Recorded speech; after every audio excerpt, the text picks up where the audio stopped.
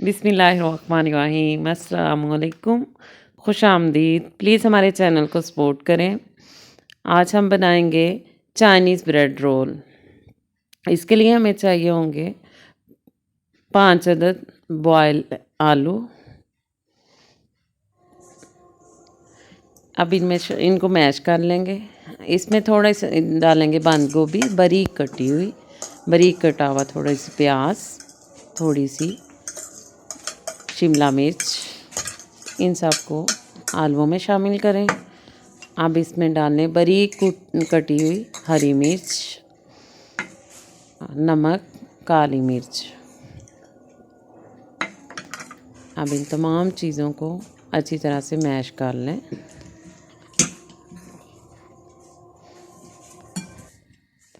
छः 10 स्लाइस लें ब्रेड के।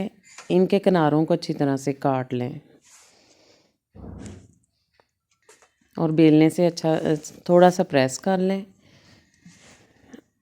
अब ये जो अमेज़ा बनाया हुआ है इसको इस ब्रेड के ऊपर लगा लें।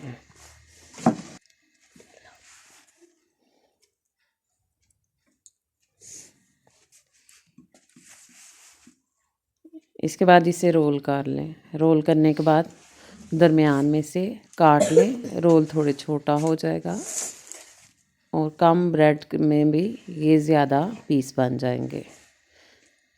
आप तकरीबन 2 चम्मच बेसन लें एक बाउल में और इसे थोड़ा सा पानी डाल के मिक्स करें। बहुत ही गाढ़ा नहीं होना चाहिए, थोड़ा सा पतला हो।